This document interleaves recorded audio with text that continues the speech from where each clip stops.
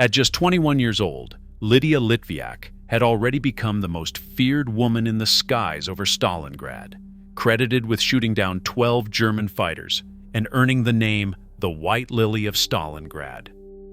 But while the world knows her as history's first female fighter ace, few know what drove a teenage flight instructor whose own father was lost to Stalin's purges to risk everything in close-quarters dogfights against seasoned German aces. How did a young woman who started solo flights at 15 become the rival even her enemies watched for? And why did her story vanish for decades after her final mission? The answer begins long before her legend was forged in combat. Born in Moscow on August 18, 1921, Lydia Litvyak grew up in a city where the roar of engines and the promise of flight called to a new generation.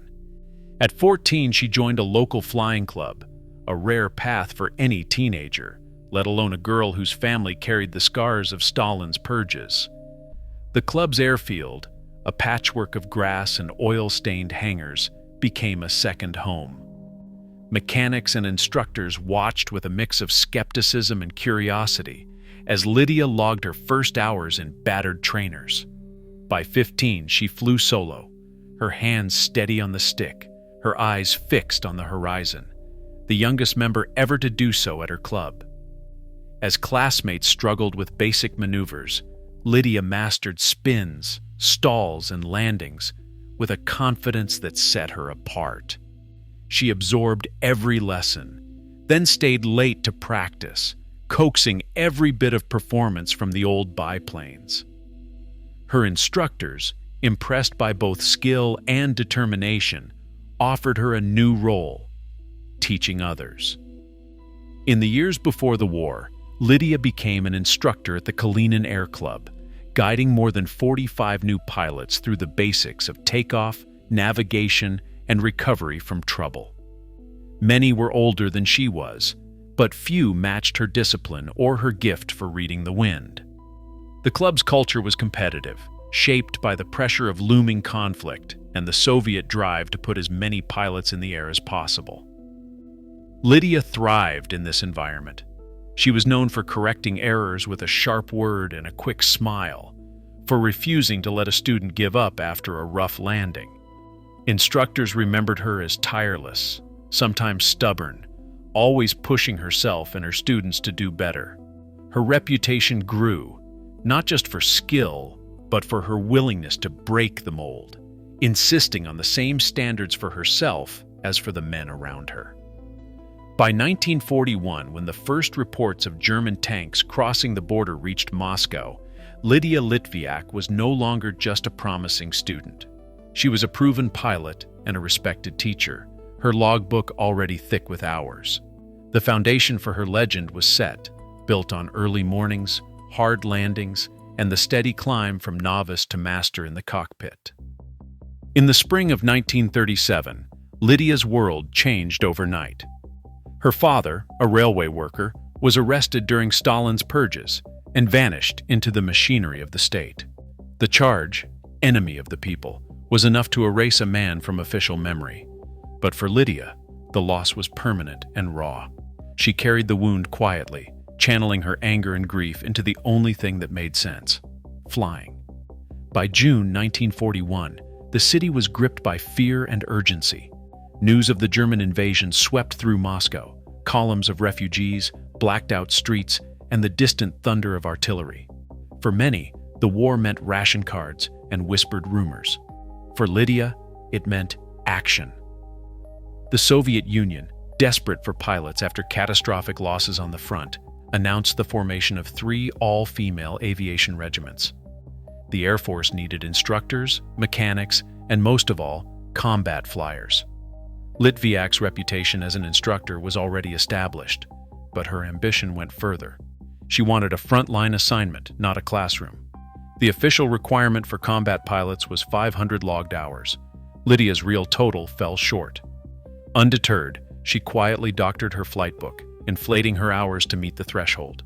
It was a calculated risk, but the recruiting board, buried under a flood of applications and desperate for talent, accepted her without question. She joined the 586th Fighter Aviation Regiment in the summer of 1941, one of the first all-female units in the Soviet Air Force. Commanded by Marina Reskova, the regiment became a symbol of both necessity and defiance, proof that the war had erased old boundaries, at least for now. Lydia's acceptance was both a personal victory and a challenge. Every new recruit carried the weight of family trauma, political suspicion, and the knowledge that survival depended on skill, not sentiment. In letters home, Lydia wrote of pride and resolve, but also of the cost. She knew her mother feared for her safety, yet there was no turning back. The front beckoned, and with it, the promise of redemption for a family marked by loss. For Lydia, enlistment was more than duty. It was a chance to reclaim a future stolen years before. Late in the summer of 1942, orders arrived for a major transfer. Lydia Litvyak, already a standout in the 586th, was reassigned to a frontline unit, the 437th Fighter Aviation Regiment, operating near Stalingrad. The decision came from high command, a calculated move to test whether women pilots could hold their own in the thick of the air war. The regiment she joined was all male, its culture shaped by hard combat, gallows humor, and a suspicion of outsiders. For Lydia, the transfer was both a risk and a reward, access to the fiercest battles, but also to scrutiny sharper than any instructor's eye. On arrival, she found barracks filled with men who had survived months of attrition. They watched the new arrivals, two women, Lydia and Yekaterina Budanova, with a mix of curiosity and doubt. Some pilots joked about the novelty. Others wondered aloud if the experiment would last a week. Squadron logs from the period note that the women were initially assigned less demanding duties, but Lydia's confidence and technical skill made it impossible to keep her on the sidelines for long. Within days, she was flying combat sorties in Yak-1 fighters, her call sign listed alongside seasoned aces. The regiment's senior officers, aware of the political gamble, kept a close watch. Lydia's presence challenged habits and assumptions, but her discipline and sharp flying quickly earned grudging respect. The transfer placed her at the center of the Eastern Front's deadliest air battles, setting the stage for her first encounters with the Luftwaffe's best. In the mess hall and on the flight line, rivalry and camaraderie began to blur, a new dynamic that would soon define her legend. On September 13, 1942, the sky above Stalingrad turned into a crucible of skill and nerve. Lydia Litvyak, flying with the 437th Fighter Aviation Regiment, spotted a formation of German aircraft, Ju-88 bombers, guarded by Bf-109 fighters. She broke from her escort position and closed on the lead bomber, lining up her sights. One burst of cannon fire sent the Ju-88 spiraling down, smoke trailing from its engines. But the real test waited above. A Bf-109, flown by Staff Sergeant Erwin Meyer, an ace credited with 11 victories, dove to intercept. Litvyak met him head-on, trading altitude for speed, twisting through the chaos as both pilots searched for the smallest advantage. In a tight turn, she outmaneuvered Meyer, caught him in her gun sight, and fired. His Messerschmitt shuddered, then dropped toward the step below. Meyer survived, captured by Soviet troops, and demanded to meet the pilot who had bested him. When Litvyak entered the room, Meyer refused to believe it, until she detailed every maneuver of their duel. Only then did the German ace, stunned, accept the truth. Stories of the encounter spread quickly across the regiment and beyond. Newspapers picked up her new moniker, the White Lily of Stalingrad. The name captured both her elegance and her deadliness.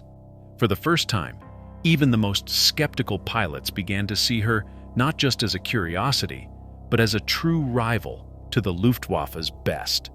The legend of Lydia Litvyak, the woman who shot down an ace and wore her nickname with pride, was born in the smoke and sunlight over Stalingrad. The spring of 1943 brought a new gravity to Lydia Litvyak's world. In the rare moments between sorties, she wrote home about the war, but the tone of her letters changed after the death of Alexei Solomatin. Solomatin, a decorated ace and her closest companion at the front, had been more than a mentor. Their bond grew in stolen hours, over maps beside battered yaks, in laughter that cut through exhaustion. Some in the regiment whispered of an engagement. Lydia herself, in a letter to her mother, tried to explain. "You see, he was not my type, but his insistence and his love for me convinced me to love him. Now, it seems I will never meet someone like him ever again." Solomatin's loss on May 21st left a wound that would not heal. Lydia's friends noticed the difference. Yekaterina Budanova, her fellow pilot and confidant, remembered Lydia sitting alone after missions, her gaze distant, hands resting on a scarf made from parachute silk. The usual rituals, bleaching her hair, picking wildflowers, tucking lilies or roses into the cockpit, became more insistent, as if she could hold on to something gentle amid the chaos. Letters from this period, preserved in family archives, reveal the ache behind her public legend. She described sleepless nights and the hollow sound of the mess hall after Solomatin's empty chair was cleared. "I am not afraid to die," she wrote, "but I am afraid to lose those I love." Her grief sharpened her resolve. Mechanics and squadron mates saw her take greater risks, flying deeper into enemy formations, refusing to break away even when outnumbered. Budanova, herself a survivor of countless dogfights, would later say that Lydia seemed to fly with a kind of defiance, as if each mission was an answer to loss. Yet in the quiet of the barracks, Lydia's letters remained gentle, even hopeful. She asked her mother to send more ribbons, described the sunrise over the steppe, and promised to come home. The war, for all its brutality, could not erase her longing for beauty or her loyalty to those she had loved and lost. Combat on the Eastern Front demanded more than courage. It demanded innovation. In the spring of 1943, Lydia Litvyak was selected for a role few pilots ever earned: the free hunter. Unlike standard patrols, these missions sent small teams of trusted aces behind enemy lines, seeking targets at will. Litvyak flew most often in the Yak-1, a fighter prized for its tight turn radius and quick climb. The Yak's wood and canvas construction made it nimble, if fragile, and its M105 engine gave just enough power to outmaneuver the heavier Messerschmitts in a close fight. Soviet pilots joked that the Yak-1 could turn inside a coin, and Litvyak proved it in dogfight after dogfight. The free hunter tactic was built on surprise and initiative. Rather than wait for enemy bombers to appear, Litvyak and her partner, often Alexei Solomatin, would slip out over the front, scan for German formations, and strike at the weakest point. These sorties were high risk. Enemy territory meant no backup, and a single mistake could leave a pilot stranded or worse. But Litvyak's record in this role set her apart. By mid-1943, she had been promoted, her name listed as section leader in the 73rd Guards Fighter Aviation Regiment. Fellow pilots began requesting to fly with her, trusting her judgment and uncanny sense for reading the sky. The question of Litvyak's true tally has fueled debate for decades. Soviet records, shaped by both chaos and propaganda, list anywhere from 5 to 12 solo victories, plus at least one observation balloon, a rare and dangerous target, heavily defended by anti-aircraft guns. Western historians, combing through German loss logs, confirm at least 5 solo kills and 3 shared, but acknowledge the fog of war makes certainty impossible. What is clear is that Litvyak's confirmed victories made her the first woman in history to achieve ace status, a feat recognized by both her allies and adversaries. Every mission increased the danger. By the time of her last sortie, Litvyak was not only a symbol but a marked target, her reputation known on both sides of the front. The free hunter role demanded relentless focus, and the risks mounted with every engagement. Yet for Litvyak, the hunt was never just about numbers. It was about proving again and again that skill and nerve could triumph, even in the most unforgiving skies. On the morning of August 1st, 1943, the 73rd Guards Fighter Aviation Regiment prepared for another punishing day over the Orel sector. Lydia Litvyak, now a seasoned ace, climbed into her Yak-1B for the 4th sortie since dawn. The assignment was clear: escort a group of Ilyushin IL-2 Sturmovix as they swept low over enemy lines, hunting German armor and artillery. The IL-2s, known as flying tanks, depended on their fighter cover to survive the gauntlet of flak and prowling Messerschmitts. Every pilot understood the risks. German air activity had intensified after the Kursk offensive stalled, and Soviet losses mounted with each attempt to push the front west. Pilots checked harnesses and radios, eyes narrowed against the sun. Litvyak's call sign, White 23, crackled over the intercom as she taxied into position. In the cockpit, she adjusted her gloves, the familiar ritual steadying her nerves. She had flown dozens of missions, but the tension before takeoff never faded. Engines thundered across the grass strip, and the flight lifted into the haze, climbing to meet the IL-2s forming up below. The sky ahead was uncertain. Enemy fighters could appear at any moment, and the margin for error was razor thin.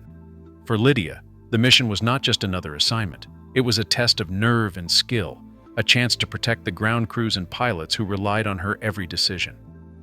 Ivan Borisenko, Litvyak's wingman, was the last to glimpse her Yak-1B as it vanished into low cloud, trailing smoke and hunted by German fighters. No one saw a parachute. No one heard a radio call. In the days that followed, search parties combed the fields near Dmitrievka, but found only rumors and the scorched outline of a crash site. Soviet command, wary of awarding honors to anyone who might have fallen captive, withheld her name from the roll of heroes. For years, the question of her fate lingered. Some whispered she had survived. Others insisted she was lost forever in enemy lines. Decades later, in 1979, Inna Pasportnikova, Litvyak's wartime mechanic, led a search that uncovered a grave marked only as an unknown pilot. The remains, exhumed by a commission, matched the uniform, wounds, and aircraft assignment of the missing ace. While some historians question the lack of modern forensic proof, the evidence convinced Soviet authorities. In 1990, nearly half a century after her last flight, Lydia Litvyak was officially named a hero of the Soviet Union. The mystery of her disappearance gave way to recognition, her legacy sealed not just by legend, but by the state's final word. On August 1, 1943, Lydia Litvyak disappeared during her fourth sortie near Dmitrievka, facing overwhelming odds. Decades later, in 1979, Soviet investigators identified her remains, confirming her death in combat at just 21 years old. Archival records and eyewitness accounts credit her with at least 12 solo victories, making her the first female fighter ace in history. Yet the exact number of her kills and the full details of her final moments remain debated, as some wartime files and POW interrogations are still inaccessible or disputed. In 1990, after a thorough official review, she was posthumously awarded the title Hero of the Soviet Union. Lydia Litvyak's story, documented through combat reports, personal letters, and unit logs, challenges assumptions about women's roles in war and endures as a factual testament to skill and sacrifice. Her legacy stands as a record of courage under fire, shaped by evidence, and still inviting deeper research today.